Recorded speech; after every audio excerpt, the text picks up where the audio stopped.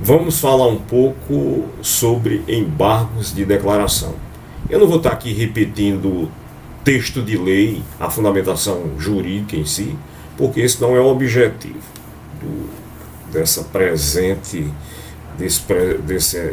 desse, vamos assim, do que a gente vai verificar agora. Mais de 80% dos embargos de declaração visam revolver, visam revisitar, visam fazer uma análise, uma reanálise do recurso, ok?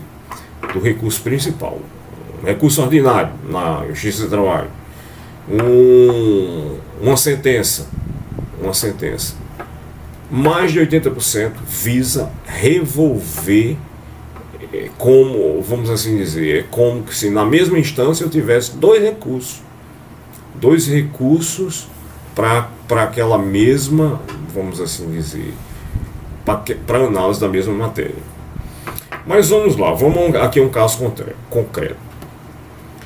Analisa-se em um agravo de petição na Justiça do Trabalho a questão da desconsideração da personalidade jurídica. A desconsideração da personalidade jurídica, o magistrado traça uma fundamentação razoável, não uma fundamentação telegráfica, né? e coloca sua decisão, né, para as partes. E a parte, ela opõe embargos de declaração para falar que um determinado fundamento X, que ela pinça dentre de centenas de argumentações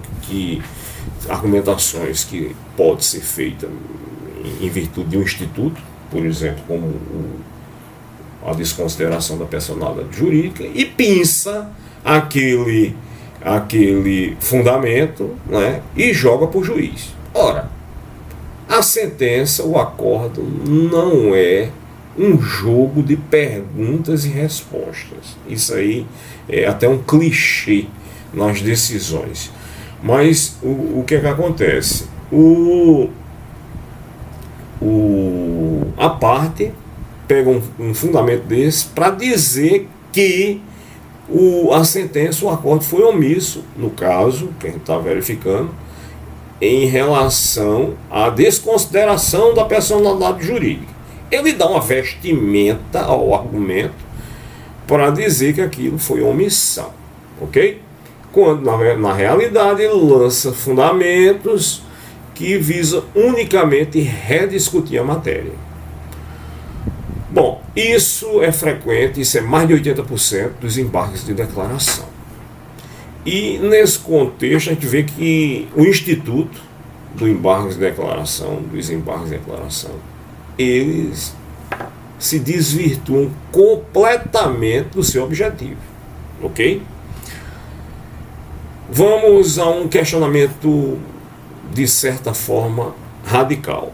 Seria a hipótese de retirar do ordenamento jurídico o embargo de declaração, já que não serve para os devidos fins?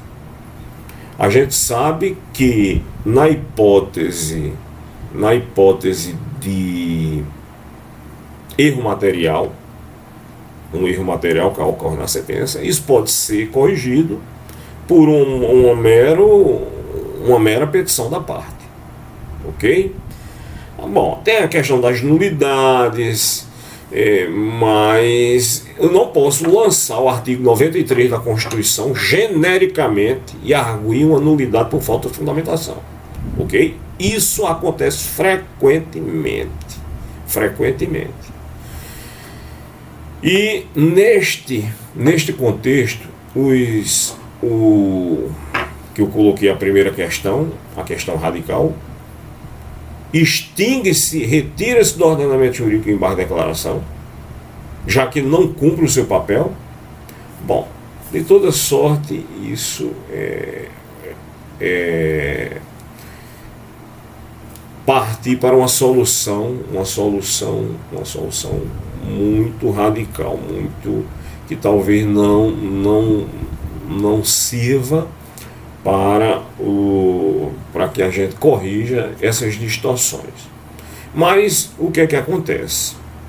O Instituto ele poderia ser aperfeiçoado. Aí agora eu venho para a legislação, mas também não vou citar. Ele poderia ser aperfeiçoado e objetivamente colocar os casos que são considerados de rediscussão de matéria, certo? Ele não vai elencar os casos, porque aí seria um código com 5.000 páginas, no mínimo. Mas o que eu digo é o seguinte, é dizer que constatado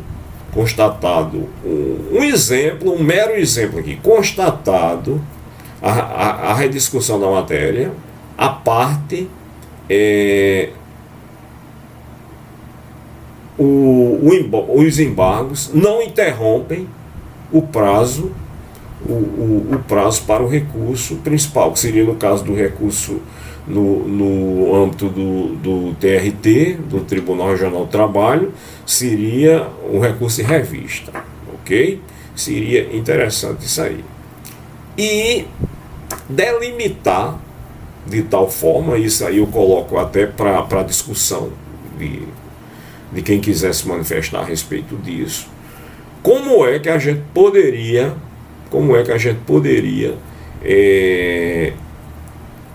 deixar de uma forma clara e objetiva, inserir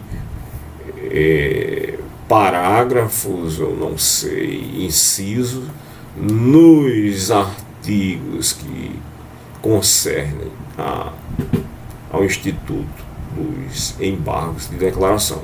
Bom, de toda sorte, eu voltarei ao tema e a gente vai aprofundar essa questão dos embargos de declaração. Impressionante também para refletir é que isso gera todo além do atraso naquele processo em si, o atraso no processo em si, é gerado uma sobrecarga no judiciário, que ele poderia estar julgando os processos, recursos principais, ele parar para resolver embargo de declaração, ok? Para resolver se realmente ocorre a omissão, a contradição, bom, se ocorre uma das hipóteses para embargos de declaração, lógico que o deciso deve ser reformado. Quando é a hipótese de efeito modificativo, inclusive tem a hipótese de efeito modificativo, ou então um mero aclaramento. Mas o que é que acontece? Essa história de aclaramento, isso é muito, vamos assim dizer, de uma subjetividade tal que talvez não se coaduna com a questão dos embargos de declaração, ok? E na realidade o que a gente verifica é que o nosso ordenamento jurídico ele tem possibilidades inúmeras de recursos, de uma série de coisas, né? E que há necessidade de podar muitos desses recursos, né? Essa questão de levar até a última instância, até o Supremo Tribunal Federal, questões irrelevantes para a sociedade em si, isso tem que acabar. Não pode continuar dessa forma. E nessa questão específica, vamos assim dizer, do embargo de declaração, a gente tem condições de melhorar. Teria condições de colocar uma multa automática para quem o juiz não seria, ele seria obrigado a impor aquela multa automaticamente, numa hipótese de a parte querer revisitar, revolver as questões postas no recurso principal, no caso da Justiça do Trabalho. Voltando aqui, se eu tenho uma sentença, o recurso cabível seria o recurso ordinário. Se eu estou na segunda instância, vamos assim dizer, em linhas gerais seria o recurso ordinário, né? Em segunda instância, o recurso principal seria o recurso de revista, isso na Justiça do Trabalho, ok? Mas vamos continuar a discussão e eu espero que receber alguma sugestão. Quem quiser falar sobre o tema será bem-vindo.